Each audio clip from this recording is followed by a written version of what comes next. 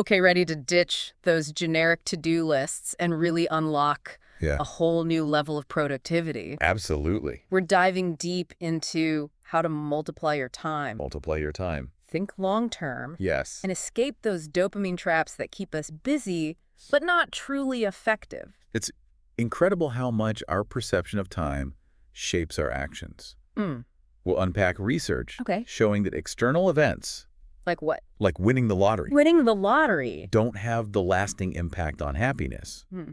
we might assume. So you're saying winning the lottery won't magically solve all my problems and make me happy forever? Not that simple. Okay. Studies have shown that while there's an initial surge of happiness, Yeah. lottery winners tend to return to their baseline level of happiness within a year. So it's like, It's called hedonic adaptation. oh, hedonic adaptation. Our brains adjust to new circumstances, I see. whether good or bad. Hmm. What's truly fascinating is that the same phenomenon is observed in individuals who experience significant life changes, even those who become paraplegic. Wow, that's a pretty sobering thought. This. So if external factors only account for about 10% of our happiness, Right. what about the other 90%? That's where things get really interesting. Okay. It turns out that internal factors, Mm-hmm. our mindset, habits, and daily choices Yeah, hold a lot more weight. I see. Think of it like compound interest. Oh, okay. But for your life, Yeah. small changes Yeah. consistently applied over time Okay. can lead to significant results. Okay. I'm starting to see where you're going with this. Yeah. It's not about chasing quick fixes or relying on external circumstances to make us happy. Exactly. It's about taking ownership of our time and Yeah. making choices that align with our long-term Absolutely. goals and values. It's about shifting from a passive to an active approach to life, becoming the architects of our own time rather than slaves to the clock. Yeah. And one of the biggest obstacles we often face is, What's that? you guessed it, procrastination. Procrastination, Yes, my arch nemesis. I hear you. I know it's not about laziness, Right. but sometimes it feels like my brain is actively working against me. You're not alone. Okay. Procrastination is rarely a matter of simple laziness.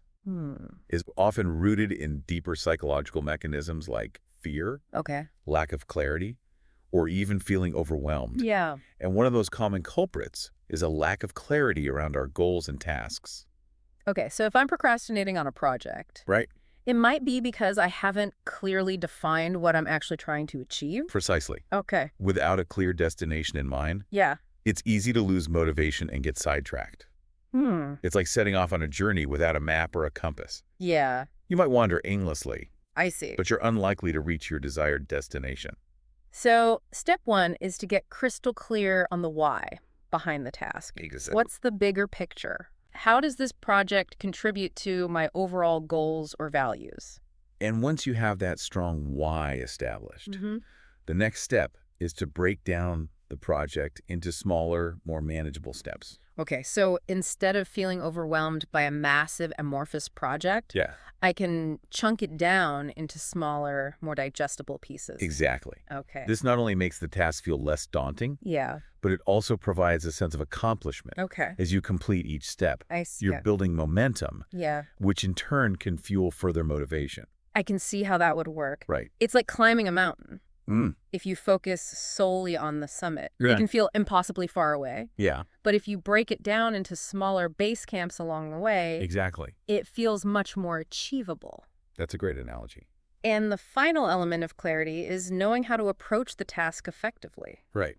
Do you have the necessary skills, resources, and knowledge Yes. to execute each step? Okay, so it's not just about having the motivation and the plan. Right. It's also about having the tools and resources I need to actually get the job done.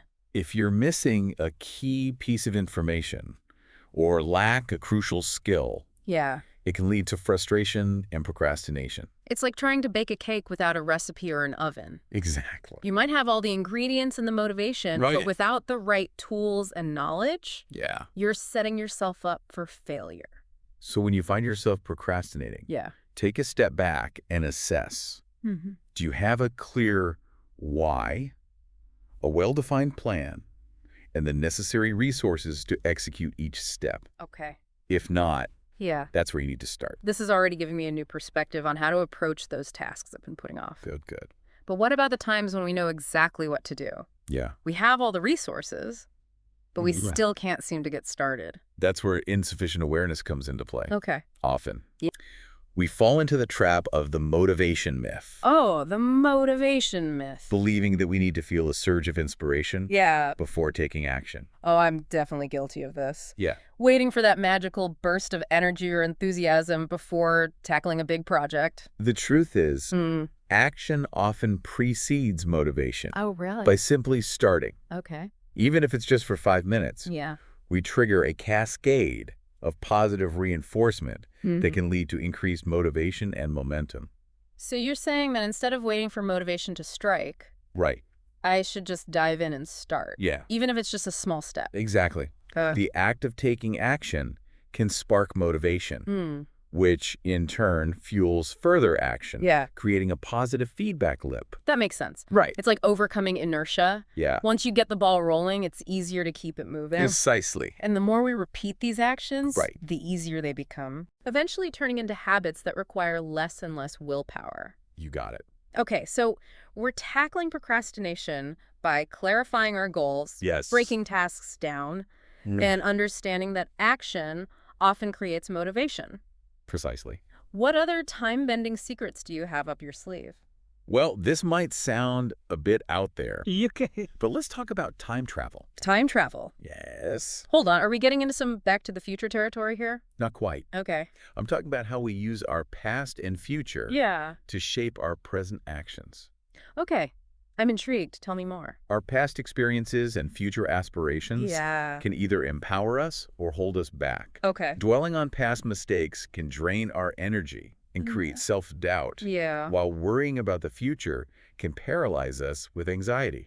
It's like carrying around baggage from the past or borrowing trouble from the future. A perfect way to put it, But instead of letting these thoughts control us, right? we can learn to use them to our advantage. So how do we actually do that? Okay. How do we use our past and future as tools for greater productivity and fulfillment?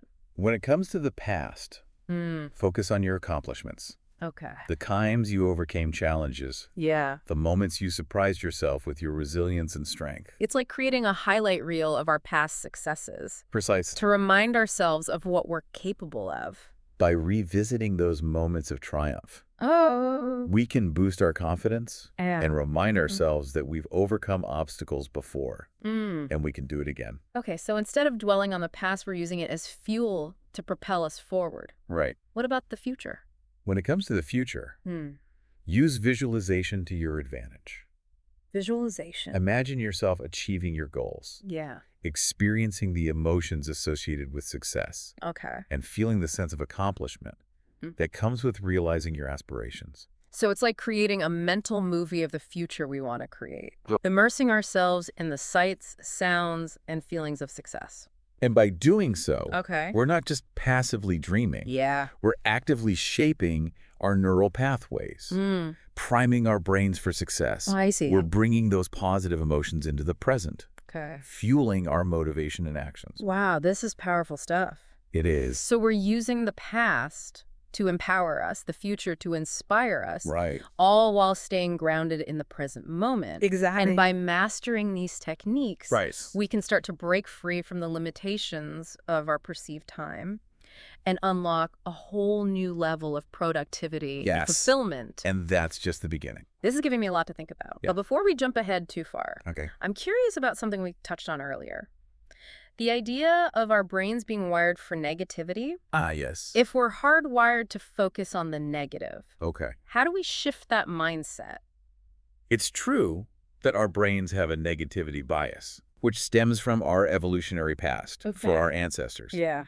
It was crucial to be hyper-aware of potential threats to survival.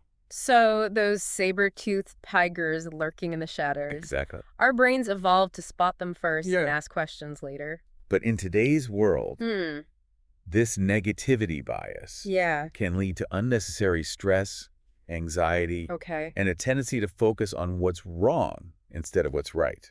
So how do we rewire our brains to be more positive and optimistic? Well, Do we need to spend hours meditating in a lotus position not necessarily. or chanting affirmations in front of a mirror? While those practices can be helpful, Mm, there are simpler, more practical ways to shift our perspective. okay. One of the most effective is to cultivate gratitude. Gratitude. So Yes. instead of focusing on what's missing, Right. I should focus on what I already have. Exactly. Right. By taking time each day to appreciate the good things in our lives, Yeah. whether it's our health, our relationships, Mm. or even just a sunny day, Okay. we can start to rewire our brains to focus on the positive. That makes sense. Yeah. It's like training our brains to see the glass as half full Right. rather than half empty. But what about those times when we're facing genuine challenges or setbacks? Okay. Yeah, that's a good point. How do we stay positive when things are tough? That's where resilience comes in. Okay. Is the ability to bounce back from adversity, Yes. to learn from our mistakes, and to keep moving forward Oh. even when we feel like giving up. Resilience is like a muscle. Oh, okay. The more we exercise it, Yeah. the stronger it becomes. So it's not about avoiding challenges altogether. Right. It's about developing the mental and emotional strength to navigate them effectively. Exactly. And one of the best ways to build resilience Yes. is to practice reframing. Reframe. So changing the way we think about a situation. Precisely. Okay. Instead of viewing challenges as insurmountable obstacles, Yeah. we can reframe them as opportunities for growth and learning. So instead of saying, I can't believe this is happening to me, Right. I could say, Yes. what can I learn from this experience? Exactly. How can I use this challenge to become stronger and wiser? By shifting our perspective, Okay. we can transform what feels like a setback Yeah. into a stepping stone on the path to success. This is incredibly helpful. I'm already starting to feel more empowered just thinking about it. Great. But let's be real. Even with the best mindset and strategies, Yeah. there are going to be times when we feel overwhelmed. How do we manage those feelings of mental overload? That's where it's crucial to prioritize ruthlessly. Okay. When we feel like we have too much on our plate, Yeah. it's easy to get scattered and lose focus. It's like having a million tabs open in our brains, Right. and everything is running slowly and inefficiently. That's a great analogy. And the key to closing some of those mental tabs Yes. is to identify the 20% of tasks that will generate 80% of the results. The Pareto principle. So focus on the high-impact activities Right. and delegate or eliminate the rest. Exactly. Okay. By focusing our energy on the most important tasks, Yeah.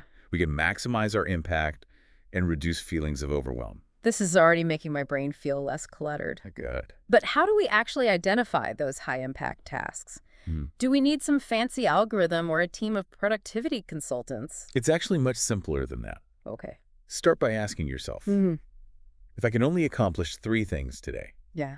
what would they be? Okay, so it's about identifying the essential few, Yes. those tasks that will move the needle the most. Precisely. And once you've identified those high-impact tasks, Right. schedule them into your day first, Exactly. before the distractions and less important tasks start to creep in. By treating those high-impact tasks as sacred appointments, Okay. we're much more likely to get them done. This is brilliant. It is. I'm already feeling more intentional about how I use my time. But let's be real.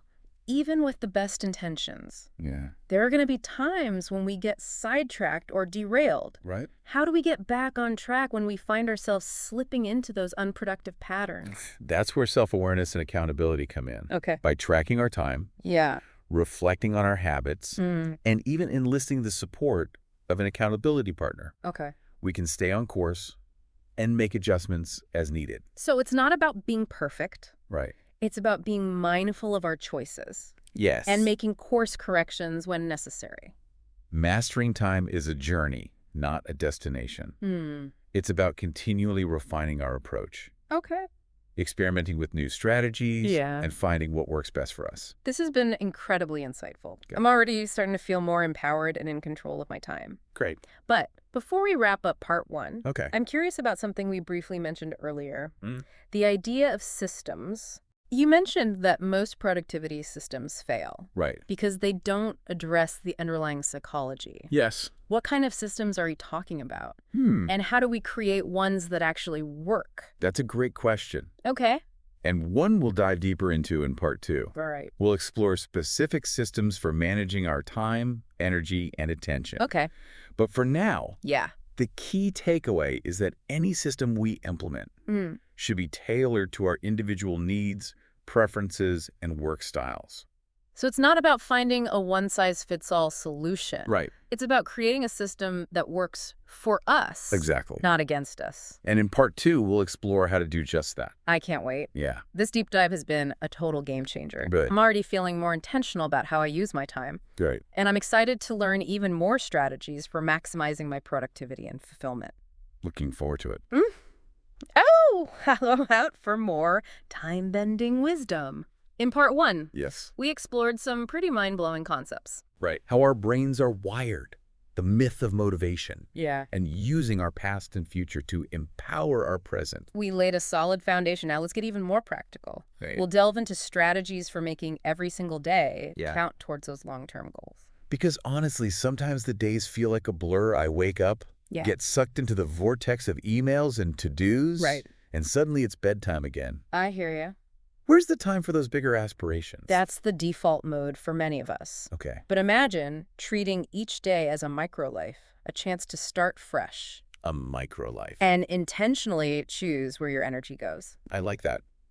But how do I shift from just being swept along by the day's current? It starts with a sense of urgency, Urgency. not the frantic, burnout-inducing kind, Yeah. but a deep awareness that time is finite. I see. We can't afford to waste it on things that don't truly matter. Yeah. I get that conceptually, but how do I actually inject that urgency into my daily life without feeling overwhelmed? One powerful technique is setting deadlines, Deadlines. even for long-term goals. Okay. Break those big ambitions down into smaller milestones. And give yourself specific time frames to achieve them. Like those 90-day challenges people do Exactly. for fitness or business goals. Yeah. That ticking clock really does seem to light a fire. But what if I'm terrible at estimating how long things will take? That's where a time log can be incredibly revealing, Oh, even a little scary. okay. Track everything you do for a week, Hmm. every meeting, email, social media scroll, Wow. all of it, Part of me is already dreading the results. right? What if I discover I'm wasting way more time than I realize? Well, that's precisely the point. Okay. Awareness is the first step to change. Once you see where your time actually goes, Yeah. you can start making more conscious choices. Okay. Let's say my time log reveals I spend way too much time on social media. Okay. How do I break that cycle? Hmm. Willpower alone never seems to cut it. Willpower is overrated. Okay. It's about removing the temptation. Use those app timers on your phone. Okay. Schedule specific times for social media, or even temporarily delete the apps. Wow. Think of it as reclaiming your time and attention for something more valuable. I'm already feeling a little less anxious just thinking about it, but it can't be all work and no play, right? Absolutely not. Okay. Downtime is essential for creativity and productivity, but it's about being intentional, Okay. even with leisure. Yeah. Are your chosen activities genuinely recharging you? Or are you just zoning out of habit? You're totally calling me out here. Yeah. There's a big difference between watching a movie I'm genuinely excited about Right. and just mindlessly scrolling through streaming services. Exact. And remember, Okay. even activities that don't seem traditionally productive can be incredibly valuable if they align with your values and goals. So playing board games with my family, even though it's not a work task, Right? can still be a meaningful investment of my time. Precisely. It's all about understanding your personal criteria for effective time use. Okay. That's why we're going to unpack these 7 criteria that can help you evaluate 7 criteria. any activity. Okay, lay them on me. I'm ready to put my daily activities to the test. The first is meaning. Meaning. Does this activity contribute to something larger than yourself? Yeah. Does it align with your values and purpose? Hmm. Think about how you feel after the activity, Okay. not just during. So volunteering at a local charity would likely score high on meaning, Yes. while mindlessly browsing online shopping sites probably wouldn't. Right. Am I getting this? You got it. Next is enjoyment. Enjoy. Pretty self-explanatory. Yeah. Are you genuinely enjoying the activity? Yep. Or are you just going through the motions? This one's tricky because sometimes we get stuck doing things we think we should enjoy or that used to bring us joy but maybe don't anymore. That's why it's important to be honest with yourself. If an activity is no longer fulfilling, Yeah. maybe it's time to let it go Okay. or find a new way to engage with it. Okay. On to criteria number 3. Challenge. Challenge. Does this activity push you outside your comfort zone?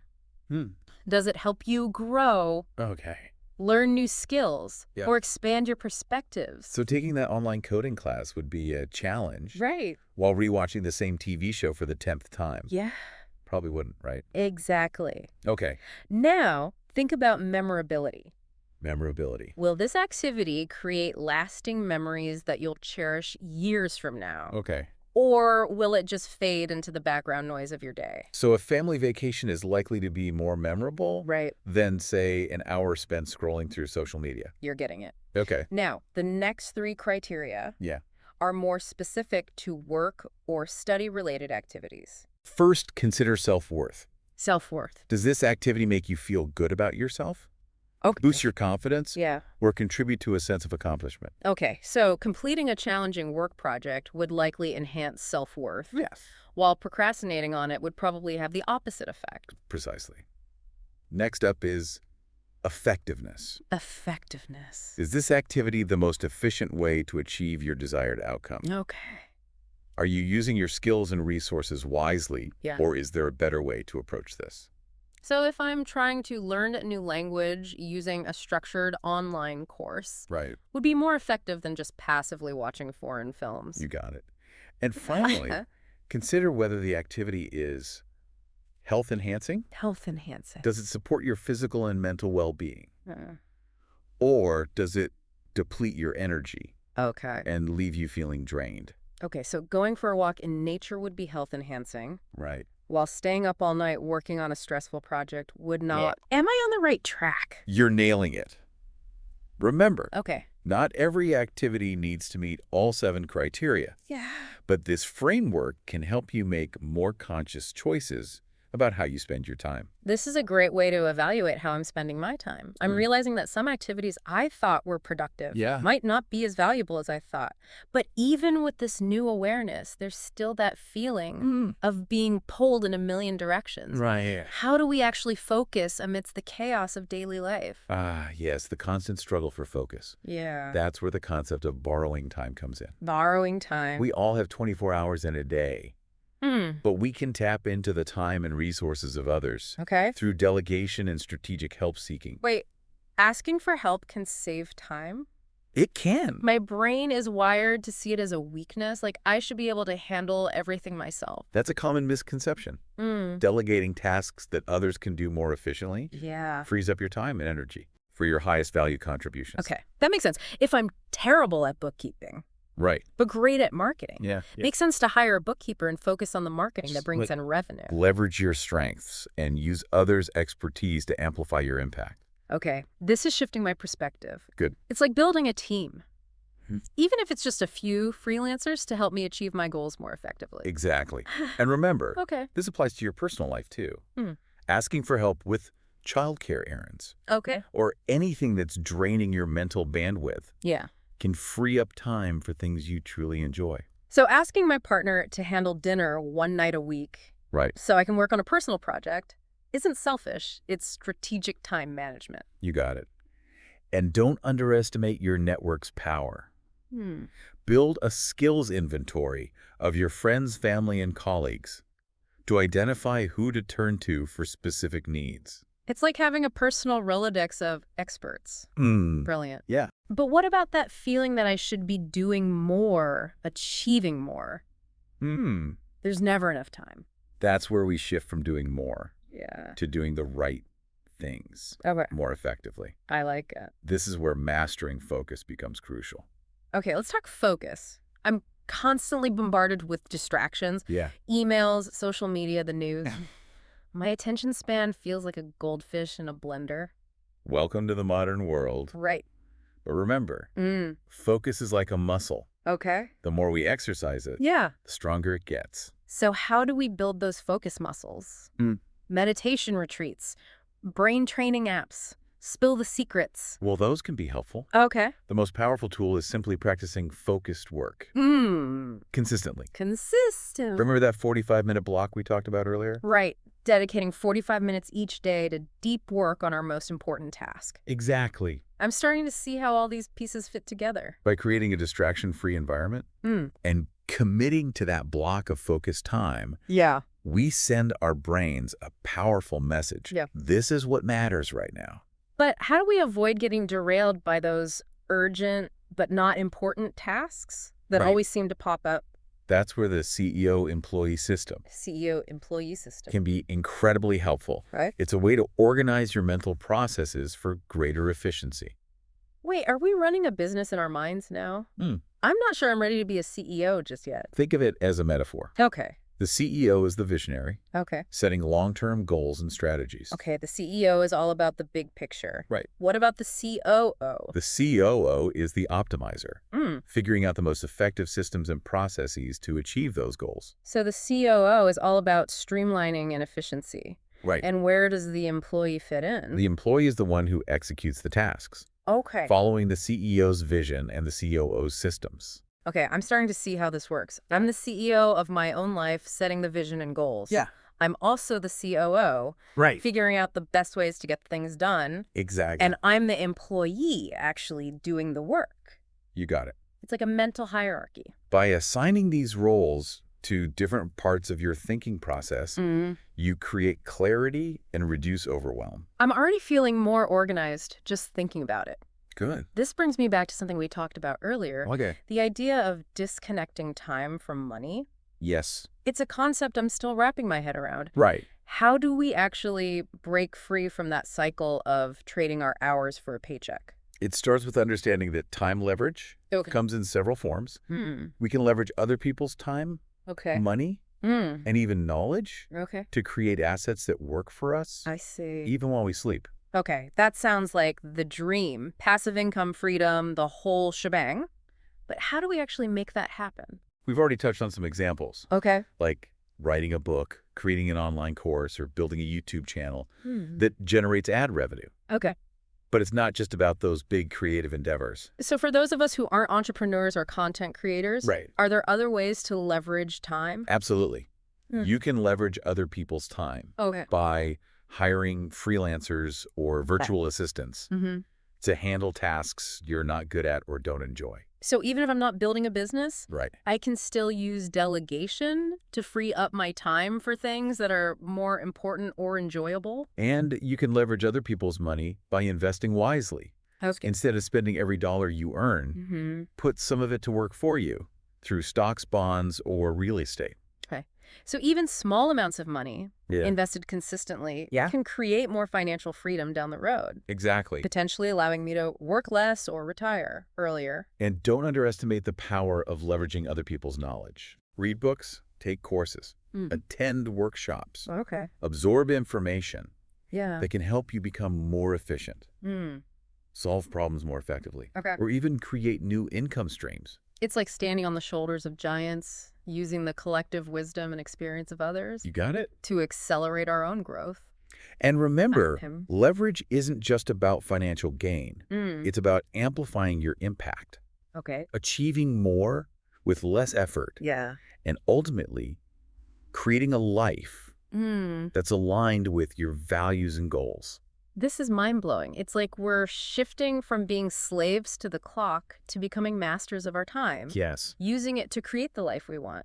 But even with the best intentions, we're going to face distractions. Absolutely. Our brains are practically wired to seek them out. Distractions are inevitable.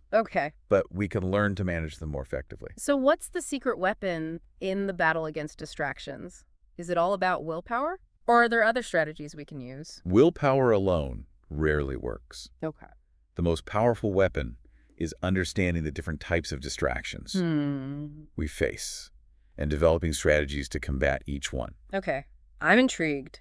What kind of distractions are lurking out there ready to derail our focus? Think of it as a distraction matrix. A distraction matrix. First, we have the dragged distraction. Dragged distraction. This is when we have a clear intention. But you get pulled off course by something else. So I sit down to write an important email. Right. And suddenly I'm 3 hours deep into a Wikipedia rabbit hole.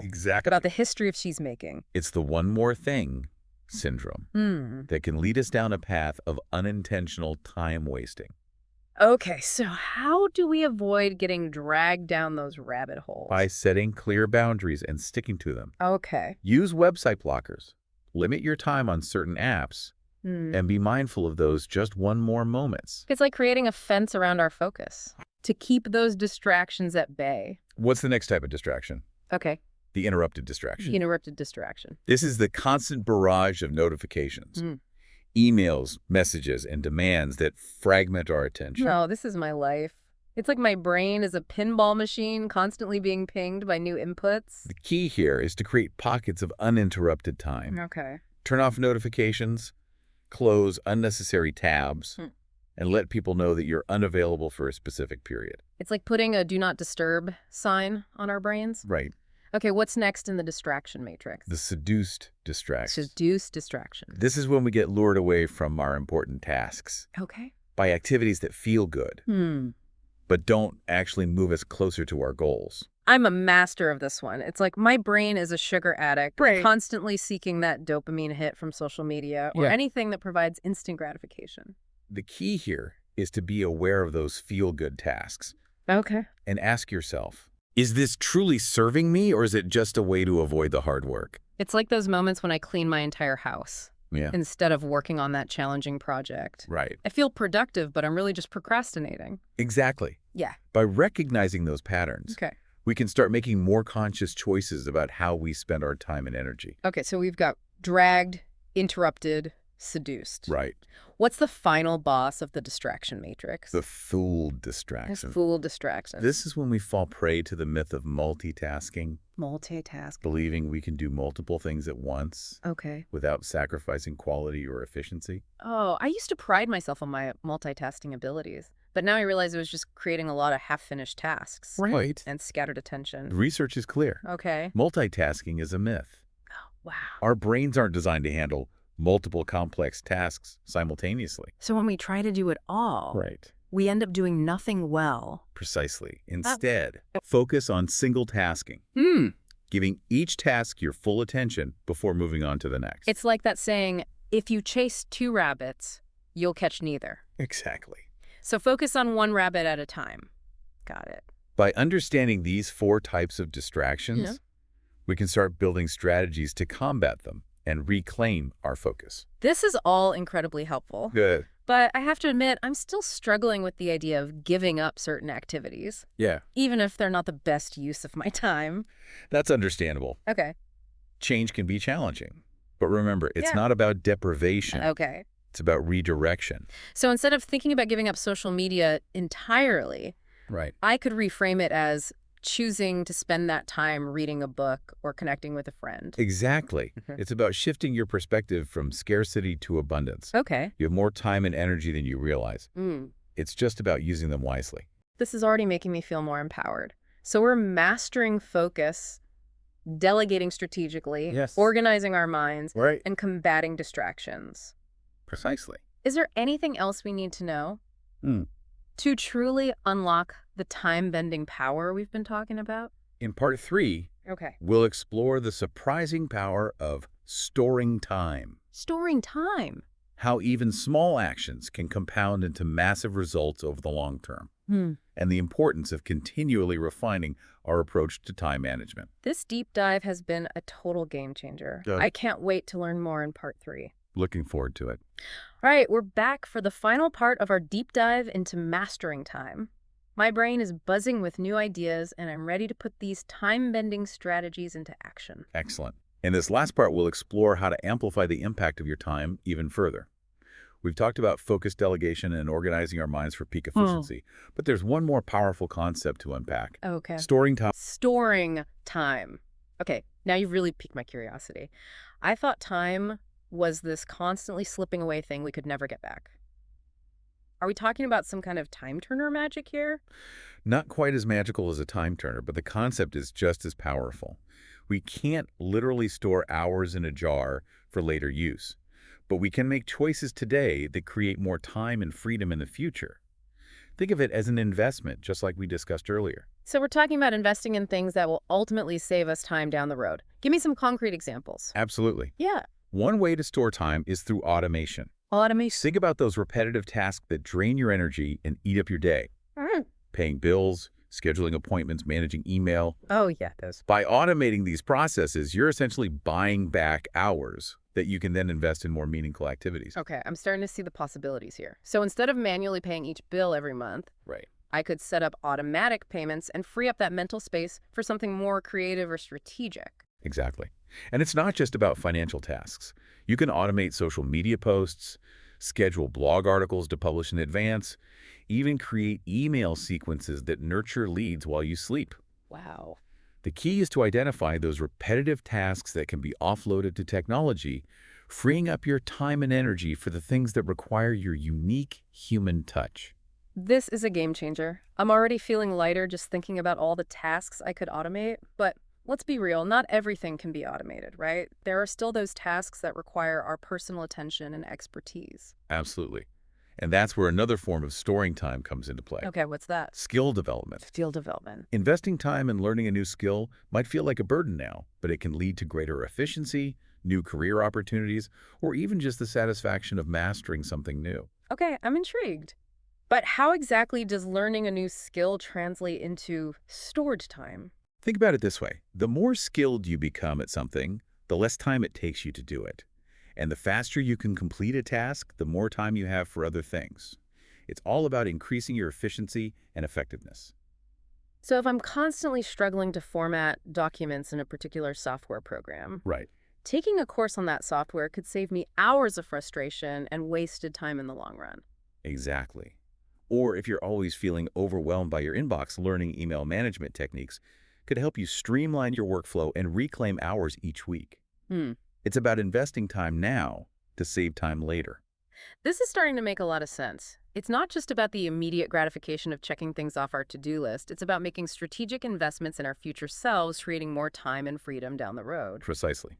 And remember, this principle applies to all areas of life, not just work or productivity.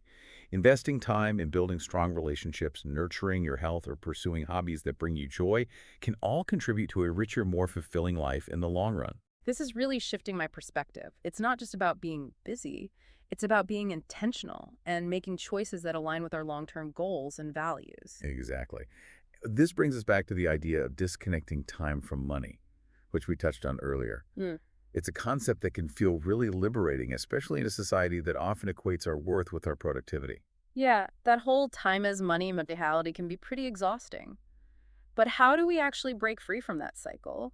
Are we all supposed to become entrepreneurs or passive income gurus? Not necessarily. While those are certainly valid paths, there are other ways to create more freedom and flexibility in your life, even if you're working a traditional job. Okay, like what? One way is to focus on building valuable skills that are in high demand. So if I have a unique skill set that employers are willing to pay top dollar for, Right. I have more leverage to negotiate my terms, Exactly. whether that's a higher salary, more flexible hours, or even the ability to work remotely. It's about becoming indispensable so you have more control over your time and energy. That's a powerful idea. It's not just about working hard. It's about working smart, developing skills that give us more options and freedom. Precisely. And another way to disconnect time from money is to focus on building assets that generate income passively. Okay. We talked earlier about things like writing a book or creating an online course, but there are other options as well. Like, I'm not sure I have a best-selling novel or a groundbreaking online course in me. That's okay. There are other ways to generate passive income, such as investing in dividend-paying stocks, real estate, or even peer-to-peer lending platforms. The key is to find investments that align with your risk tolerance and financial goals, and to start early. So even small amounts of money invested consistently over time can create a snowball effect generating passive income that can supplement our primary income or even allow us to achieve financial independence sooner. Exactly. And remember, building assets isn't just about financial gain. It's also about creating something that provides value to others, something that continues to generate impact even when you're not actively working on it. This is all so incredibly inspiring. It's like you've given me a whole new toolbox for not just managing time, but truly maximizing its potential. But with all these different strategies and techniques swirling around in my head, I'm feeling a little overwhelmed again. Where do I even begin? That's a great question.